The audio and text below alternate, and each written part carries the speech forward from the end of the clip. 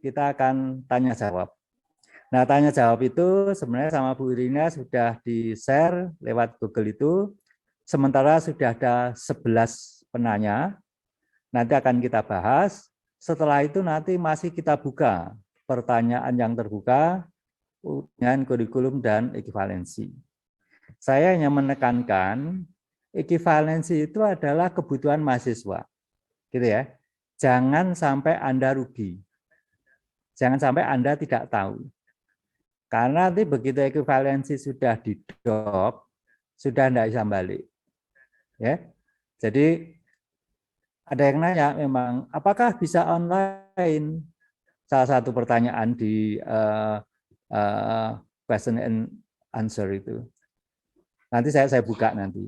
Prinsipnya bisa, ya, tetapi bisa menyebabkan salah interpretasi.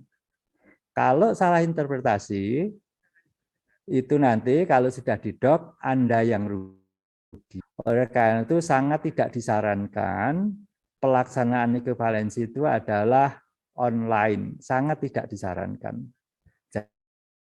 Jadi nanti pada Kamis dan Jumat. Kalau ini masih sosialisasi, gitu ya. Baik, saya mulai. Jadi biar tidak terlalu lama. Sebentar ini share screen-nya sudah ditutup, Baby. Sudah. Apakah belum muncul ya?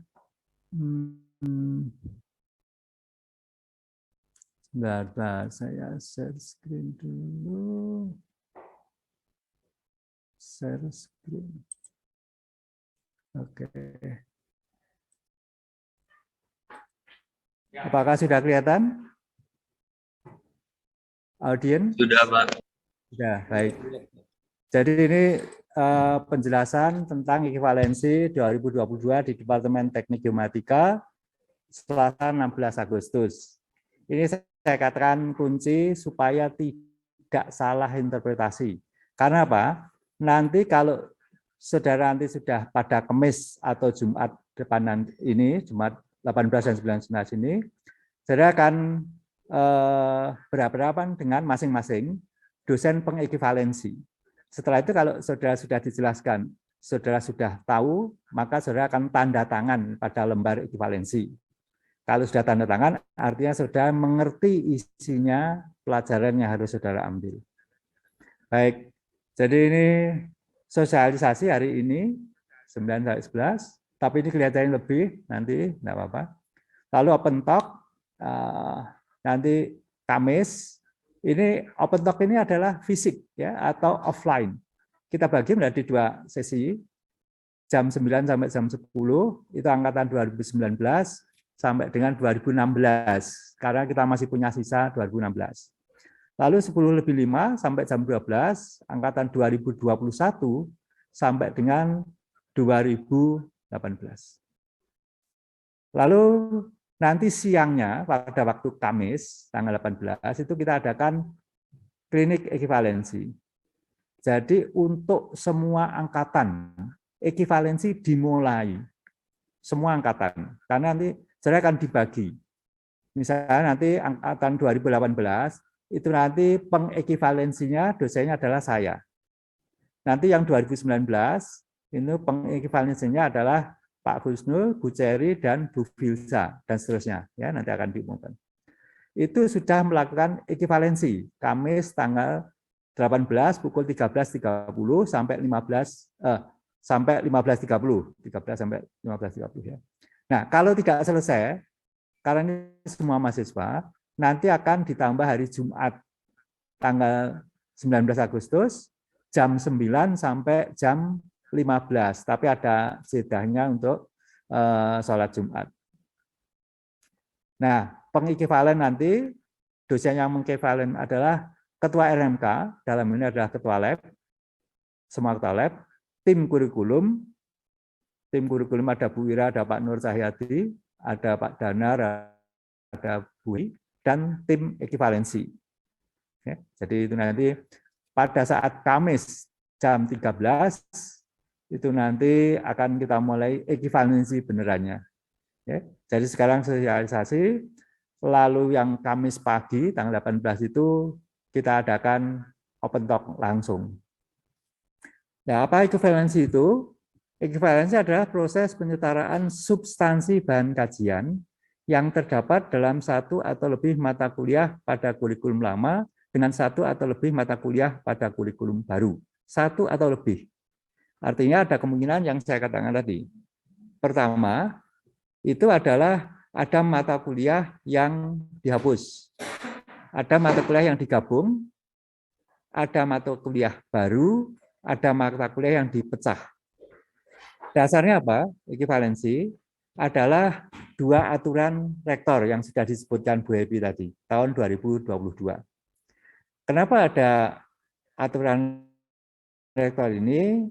Tadi sudah disebutkan juga, yaitu antara lain untuk mengantisipasi pasar internasional, lalu untuk menyesuaikan ilmu dan pengetahuan dan teknologi, dan sebagainya, dan sebagainya. Ya, jadi oleh karena itu diadakan perubahan kurikulum, lalu konsekuensi logisnya adalah ekivalensi.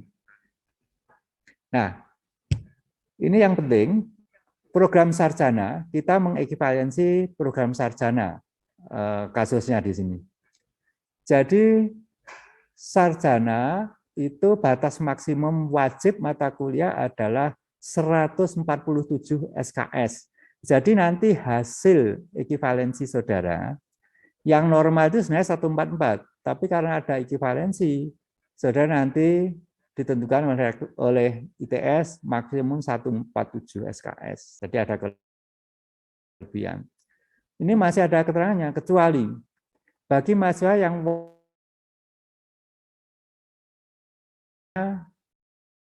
basic science, ada tambah pelajaran 2, yaitu yang pertama ada aljabar linier, lalu yang kedua adalah geometrik analitik, masing-masing 3 SKS. Di samping itu ada mata kuliah baru, yaitu pemrograman spasial, 3 SKS lagi. Ya. Jadi yang dalam tanda petik, yang baru itu nanti ada 3. Lalu di samping itu, nanti mungkin ada tambahan dari hasil konversi MBKM. Saudara kalau misalnya punya MBKM, lalu saudara konversi ke SKS, itu SKS-nya jadi menambah, bukan 147, jadi bisa lebih. Nah, ada satu kata kunci yang pilihan pada program sarjana paling sedikit 6 SKS. Ini dari aturan rektor yang 2022.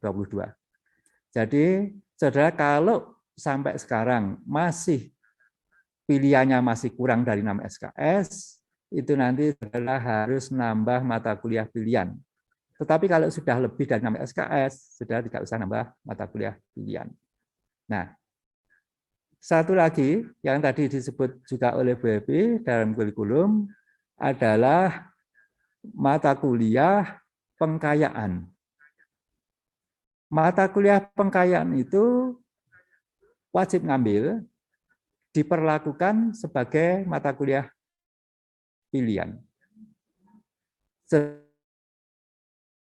ngambil kuliah pilihan itu, mata kuliah pengkayaan itu ngambilnya harus di luar departemennya. Jadi di departemen geomatika sini ada 2 mata kuliah pengkayaan, salah satunya adalah PBW, pemetaan batas wilayah. Itu yang boleh ngambil dari di luar departemen geomatika. Kebetulan yang ngajar saya PBW, pengkayaan, jadi saya ngajar anak sipil, anak mesin, elektro, dan sebagainya. Saudara tidak boleh ngambil mata kuliah PBW yang pengkayaan. Ya, itu nanti kalau ngambil bisa tidak diakui. Lalu ada warning atau perhatian. Jadi pada kurikulum 18 itu ada kimia 3 SKS. Ini bagi angkatan 2018 itu sudah ambil. Kalau yang 17, 16 itu belum ambil kimia karena dulu enggak ada memang. Bagi angkatan 2017, 16 enggak ada. Jadi nanti ada ketambahan lagi bagi 2017, 16 itu bagi yang belum lulus dari ITS itu sudah kebebanan kimia 3 SKS. Ingat, kalau yang 2018, angkatan 2018, saudara sudah dapat pelajaran kimia di KSS. Lalu yang kedua, yang saya katakan tadi, basic science, itu aljabar linier dan geometrik analitik. Wajib diambil oleh semua mahasiswa. Ditambah lagi, pelajaran yang sama sekali baru adalah pemrograman spasial. Oke, ini kondisi normal, jumlah SKS program sarjana itu 144. 144 itu ada tahap persiapan dan ada tahap sarjana. Tahap persiapan 36 SKS, tahap sarjana 108 SKS. Itu kalau normal. Ya. Tapi kalau pergantian kurikulum, hampir selalu saudara itu lebih dari 144. Hampir selalu. Jarang yang bisa pas 144. Karena apa? Karena ada mata kuliah baru, kalau ada wajib yang baru, dan seterusnya. Jadi mata kuliah itu sebenarnya dipisahkan dari mata kuliah wajib, mata kuliah pilihan, dan pengkayaan. Pengkayaan saudara harus ambil, ya, harus di luar departemen. Ya. Baik, lalu ekivalensi tadi saya sebutkan ada mata kuliah yang pertama dihilangkan. Apa itu? Beberapa mata kuliah pilihan yang khususnya di hidro. Ya. Contohnya apa? Fitur dasar laut. Itu sekarang hilang. Bagaimana kalau saudara sudah mengambil dan lulus? Saudara diakui. Ya. Jadi SKS yang lulus itu kalau sekarang dihilangkan mata kuliah itu, saudara punya tabungan SKS, dihitung, tetap dihitung. Bagi yang tidak lulus, itu saudara untung. Itu misalnya fitur dasar laut, saudara pernah ngambil, nggak lulus, dapat E. Itu nggak akan muncul di transkrip nanti karena dihapus pelajaran itu. Yang kedua, mata kuliah itu digabungkan. Ada dua mata kuliah yang digabungkan dalam ekivalensi ini. Pertama, kartografi dan kartografi digital digabung menjadi mata kuliah namanya kartografi. Jika Anda lulus salah satu, atau kartografi digital sudah lulus, tidak usah ngambil kartografi yang versi baru. Lalu ilmu kebumian digabung dengan PIG. Kalau saudara lulus ilmu kebumian, saudara tidak usah mengambil ilmu kebumian yang baru. Tetapi kalau saudara mengambil PIG, yang saudara lulus PIG, ilmu kebumian yang tidak lulus, saudara wajib mengambil ilmu kebumian yang baru. Tetapi SKS-nya PIG diakui. Jadi misalnya ilmu kebumiannya E semester kurikulum ini, lalu PIG-nya dapat A. Nanti pada PIG-nya saudara diakui punya tabungan dengan nilai A sekian SKS, misalnya 2 SKS atau 3 SKS. Ilmu kebumiannya dapat E. Saudara tidak lulus, saudara harus mengambil ilmu kebumian yang baru. Lalu ada mata kuliah yang dipecah, STPP. Ya, STPP ini jika tidak lulus, saudara harus mengambil 2 mata kuliah pecahnya STPP, yaitu proyeksi peta dan sistem.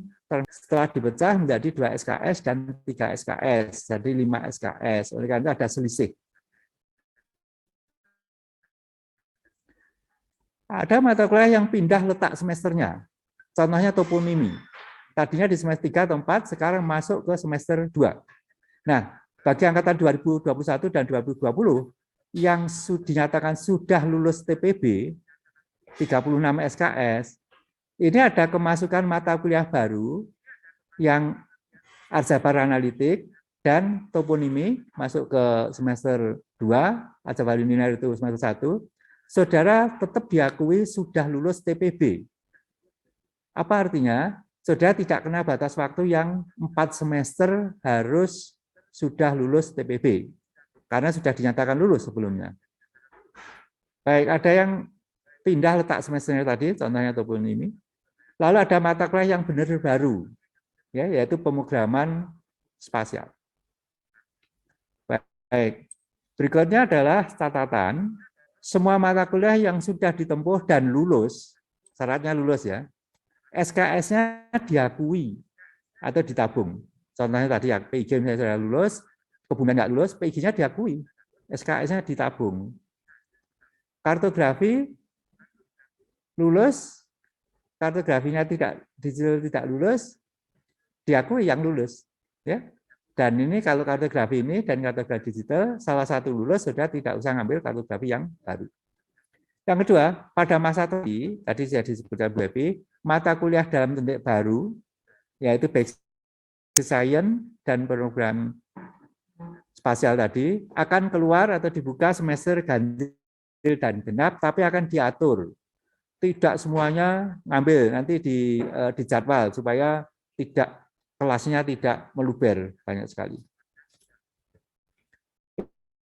Ini mata kuliah baru yang saya katakan tadi, aljabar linier, letaknya semester 1, geometri analitik semester 3, ini benar-benar baru karena ini mengikuti basic science. Pemrograman spasial, letaknya di semester 5, ini adalah mata kuliah dari departemen yang baru. Lalu kimia, ini untuk angkatan sebelum 2018, artinya apa? 2017, 2016. Itu nanti harus ngambil kimia, karena dulu kurikulumnya belum ada kimia, sekarang itu ada dan wajib. Nanti diadakan di departemen. Hanya penjelasan saya, tadi kartografi menjadi namanya kartografi, letaknya semester 1. Jika salah satu lulus, kartografi atau kartografi digital lulus, saudara tidak usah ngambil kartografi yang baru. Ilmu kebumian dan PIG digabung. Jika ilmu kebumiannya lulus, saudara tidak usah ngambil ilmu kebumian yang baru.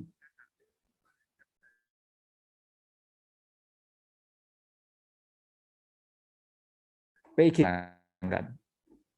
Tapi kalau misalnya ilmu kebumiannya tidak lulus, saudara wajib ngambil ilmu kebumian, karena ilmu kebumian yang lama tidak lulus. PIG-nya lulus, PIG-nya ditabung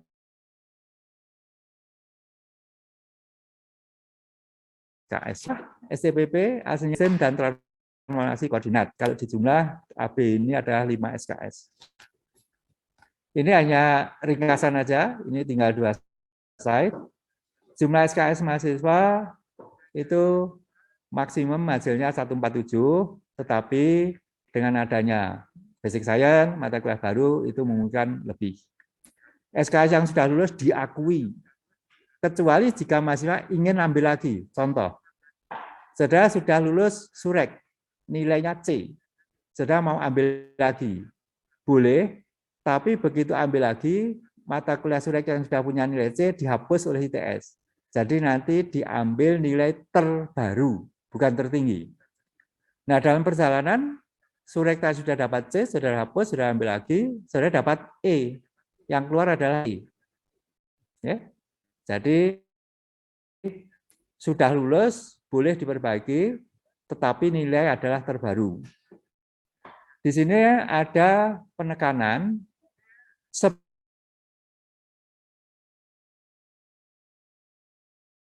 sebaiknya sangat tidak disarankan mata kuliah semester 1 dan 2. Karena apa? 2020 waktu Anda sudah habis 4 semester untuk menyelesaikan TPB semester 1 dan 2. 2021 saudara masih punya 2 semester. Kalau ngambil lagi, misalnya ada pelajaran PTD semester 1 atau 2, saudara dapat BC, saudara pengen ngambil lagi. Boleh, tapi dihilangkan oleh ITS. Setelah itu saudara menempuh ini semester depan, saudara dapat E, ya sudah dapat E. Artinya apa? Saudara sudah kehilangan kesempatan pada 4 semester itu nanti akan bisa lolos di TPB. Ya, oleh karena itu bisa kena DU. Oleh karena itu tidak disarankan semester 1 dan kalau angkatan 2000 semester. Jadi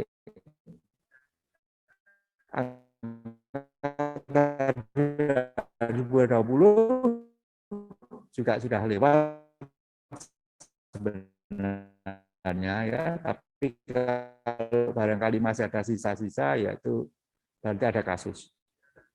SK yang sudah lulus, kecuali jika mahasiswa punya berapa, saudara nyawa lebih dari saudara bayarnya 21 SKS, tapi kalau utang SKS berarti kurang dari ketentuan ITS. Ingat batas waktu belajar mahasiswa khususnya yang angkatan 2020 dan 2021. Saya ingatkan pada mahasiswa 2020, sekarang saudara mau semester 5. Artinya pada semester 4 ini saudara sudah harus habis pelajaran di semester 1 dan 2. Bagi semester angkatan 2021, saudara masih punya kesempatan 2 semester untuk menghabiskan mata kuliah di semester 1 dan semester 2. Baik, ini slide terakhir. Jadi ada kemungkinan saudara SKS tempuh itu besar sekali, tetapi SKS yang lulus yang kita hitung. Jadi ada mahasiswa yang saat ini SKS tempuhnya 170, ada itu, ya. Tapi yang lulus misalnya 129, yaitu yang kita akui. Ini sudah nomor 6 nanti wajib berapa pilihan berapa saja, maksimum hasil ekuivalensi 147 tentuan tadi, kecuali ada konversi MBKM, matematika, basic science, dan pelajaran baru. Lulus TPB harus diakui, walau ada mata kuliah di semester 1 dan 2 yang baru. Contohnya aljabar linear itu yang baru di semester 1. Tapi kalau sudah lulus TPB ya sudah dinyatakan lulus. Jadi bukan kena 4 semester enggak. Mata kuliah pilihan minimum 6 SKS. Baik, ini adalah intinya dari ekuivalensi. Ini saya tawarkan, apakah, saya kira ini bisa dilanjut Pak Kusnul dengan integrannya. Ya, silakan. Ini mungkin pakai ini Pak Kusnul. Sebentar, saya stop share screen-nya. Lalu Pak Kusnul.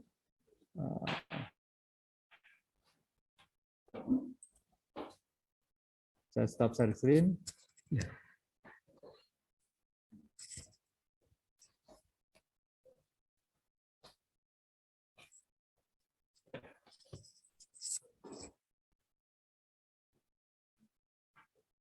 Ya harus masuk Zoom dulu ya.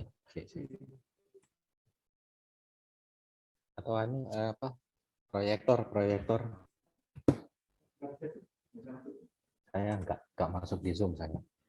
Lihat proyektor aja. Ya, saya tak pindah ke itu aja.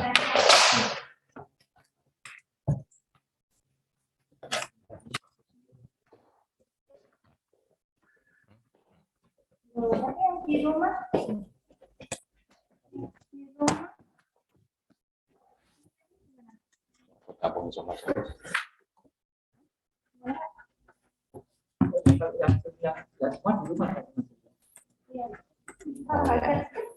Saya pindah.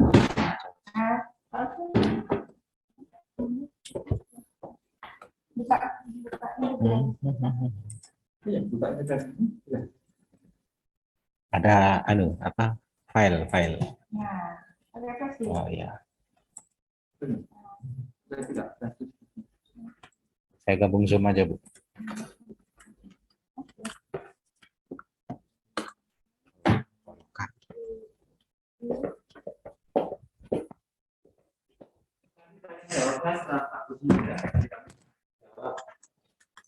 Sebelah pertanyaan sudah masuk, setelah itu nanti kita ini Pak